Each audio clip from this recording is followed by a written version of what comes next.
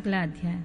यज्ञशाला में शिव का भाग न देखकर सती के रोषपूर्ण वचन, दक्ष द्वारा शिव की निंदा सुन दक्ष तथा देवताओं को धिक्कार फटकार कर सती द्वारा अपने प्राण त्याग का निश्चय। ब्रह्मा जी कहते हैं, नारद, दक्ष कन्या सती उस स्थान पर गईं जहां वह महान प्रकाश से युक्त यज्ञ हो रहा था। वहां देवता, असुर और मुनींद्र आदि के द्वारा कौतूहलपूर्ण कार्य हो रहे थे।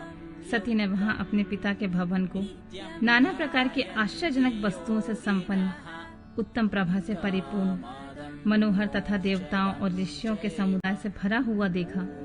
देवी सती भवन के द्वार पर जाकर खड़ी हुई और अपने वाहन नंदी से उतरकर अकेले ही शीघ्रता पूर्वक यज्ञशाला के भीतर चली गईं।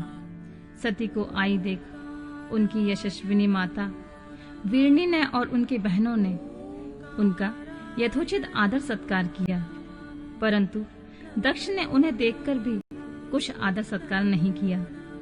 उन्हीं के भय से शिव की माया से मोहित हुए दूसरे लोग भी उनके प्रति आदर का भाव न दिखा सके।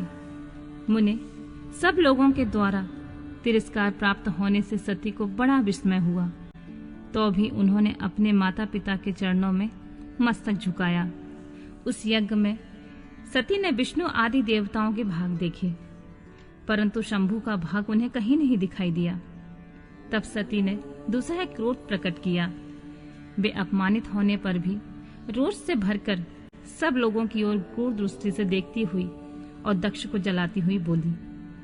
सती ने कहा, प्रजापति, आपने परम मंगलकारी भगवान शिव को इस यज्ञ में क्यों नहीं बुलाया, जिनके द्वारा यह संपूर्ण चराचर जगत पवित्र होता है, जो स्वयं ही यज्ञ वेताओं में श्रेष्ठ, यज्ञ के अंग, यज्ञ की दक्षिणा और यज्ञकर्ता और यजमान है। उन भगवान शंकर के बिना यज्ञ की सिद्धि कैसे हो सकती है अहो, जिनके स्मरण करने मात्र से ही सब कुछ पवित्र हो जाता है। उन्हीं के बिना किया हुआ यज्ञ अपवित्र हो जाएगा। द्रव्य, मंत्र आदि, हव्य और काव्य, ये सब जिनके स्वरूप हैं, उन्हें भगवान शंकर के बिना इस यज्ञ का आरंभ कैसे किया गया? क्या आपने भगवान शिव को सामान्य देवता समझकर उनका अनादर किया है? आज आपकी बुद्धि भ्रष्ट हो गई है, इसलिए आप पिता न होकर भी मुझे अधर्म जच रहे हैं। अरे, ये विष्णु और ब्रह्मा आदि देवता तथा मुनि अपने प्रभु भगवान शिव के आए बिना इस यज्ञ में कैसे चले आए? ऐसा कहने के बाद शिव स्वरूपा परमेश्वरी सती ने भगवान विष्णु, ब्रह्मा, इंद्र आदि इन सभी देवताओं को तथा समस्त ऋषियों को बड़े कड़े शब्दों में फटकारा। ब्रह्मा जी कहते हैं, नारद, इस प्रकार क्रोध से भरी हुई जगदम्बा सती ने वहां व्यथित हृदय से अनेक प्रकार की बातें कही। श्री विष्णु आदि समस्त देवताओं और मुनि जो वहां उपस्थित थे, सती की बात सुनकर चुप रह गए।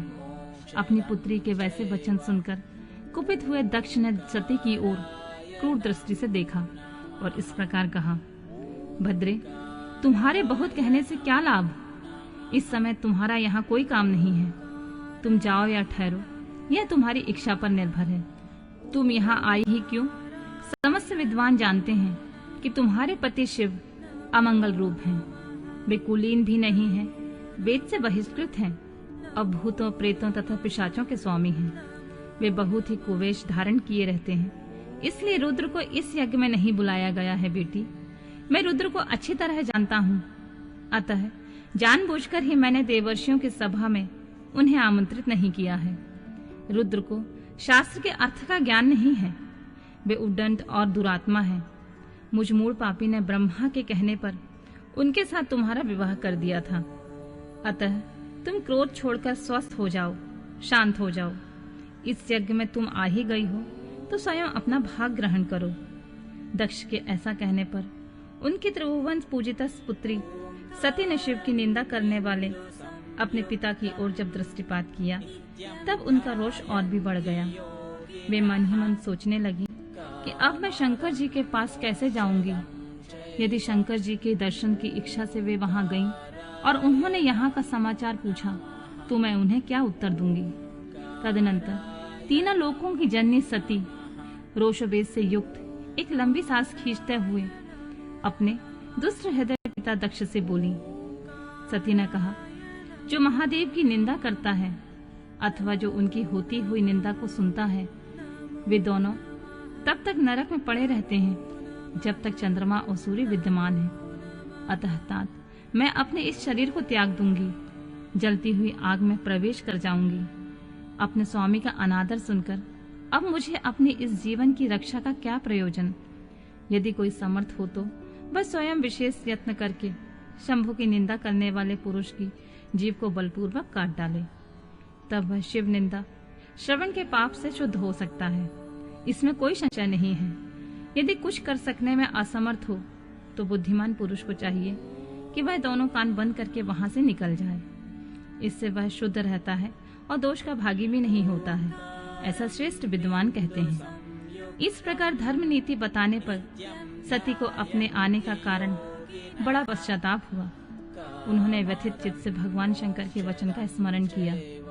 फिर सती अत्यंत कुपित हो दक्ष से, उन विष्णु आदि समस्त देवताओं से तथा मुनियों से भी निडर होकर बोली, तात तुम भगवान शंकर के निंदक हो, इसके लिए तुम्हें पश्चाताप होगा या महान दुख भोगकर अंत में तुम्हें यातना भोगनी पड़ेगी।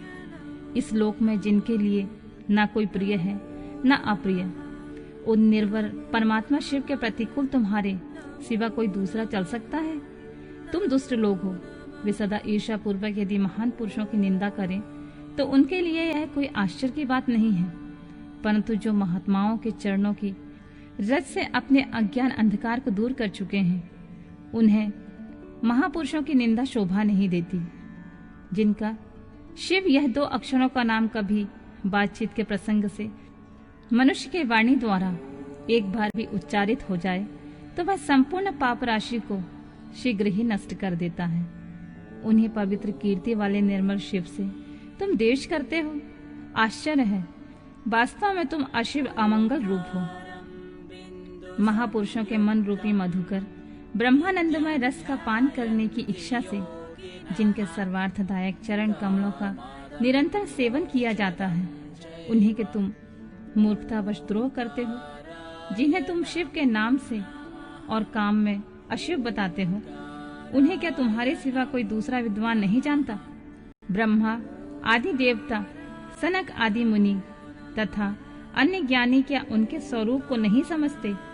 उदार बुद्धि भगवान शिव जटा फैलाए कपाल धारण किए हुए शमशान में भूतों के साथ प्रसन्नता पूर्वक रहते हैं तथा भस्म एवं नरमुंडों की माला धारण करते हैं। इस बात को जानकर भी जो मुनि और देवता उनके चरण में गिरे हुए निर्माल्य को बड़े आदर के साथ अपने मस्तक पर चढ़ाते हैं, इसका क्या कारण है? यही कि वे भगवान शिव ही साक्षात परमेश्वर हैं। प्रवृत्ति और निवृत्ति दो प्रकार के कर्म बताए गए हैं। मनीषी पुरुषों को उनका विचार करना चाहिए। वेद में विवेचन पूर्व उनके रागी और विरागी दो प्रकार के अलग अलग अधिकारी बताए गए हैं। परस्पर विरोधी होने के कारण उक्त दोनों प्रकार के कर्मों का एक साथ एक ही कर्ता के द्वारा आचरण नहीं किया जा सकता। भगवान शंकर तो पर ब्रह्म परमात्मा है, उनमें इन दोनों ही प्रकार के कर्मों का प्रवेश नहीं है। उन्हें कोई कर्म प्राप्त नहीं होता है। उन्हें किसी प्रकार के कर्म करने की आवश्यकता नहीं है। पिताजी, हमारा ऐश्वर्य अव्यक्त है, उनका कोई लक्षण व्यक्त नहीं है। सदा आत्मज्ञानी महापुरुष ही उनका सेवन करते हैं। तुम्हारे पास ऐश्वर्य नहीं है। यज्ञशालाओं में रहकर वहां के अन्न से तृप्त होने वाले कर्मठ लोगों को जो भोग प्राप्त होता है, उसमें वह ऐश्वर्य बहुत दूर है। जो महापुरुष की निंदा करने वाला और दुष्ट है, उसके जन्म को धिक्कार है। विद्वान पुरुष को चाहिए कि उनके संबंध को विशेष रूप से प्रयत्न करके त्याग दे। जिस समय भगवान शिव तुम्हारे साथ मेरा संबंध दिखलाते हुए मुझे दाक्षायणी कहकर पुकारेंगे, उस समय मेरा मन सहसा अत्यंत दुखी हो जाएगा। इसलिए तुम्हारे अंग से उत्पन्न हुए सदा शव के तुल्य घृणित इस शरीर को मैं उस समय निश्चित ही त्याग दूंगी और ऐसा करके सुखी हो जाऊंगी। हे देवताओं और मुनियों, तुम सब लोग मेरी एक बात सुनो। तुम्हारे हृदय में दुष्टता आ गई है। तुम लोगों का यह कर्म सर्वथा अनुचित है। तुम सब लोग मूढ़ हो गए हो, क्योंकि शिव की निंदा और कलह तुम्हें प्रिय है। अतः भगवान हर से तुम्हें इस कुकर्म का निश्चय ही पूरा पूरा दंड मिलेगा। ब्रह्मा जी कहते हैं, नारद, उस यज्ञ में तथा दक्ष और देवताओं से ऐसा कहकर सती देवी चुप हो गईं और मन ही मन अपने प्राण बल्लभ शंभु का स्मरण करने लगी।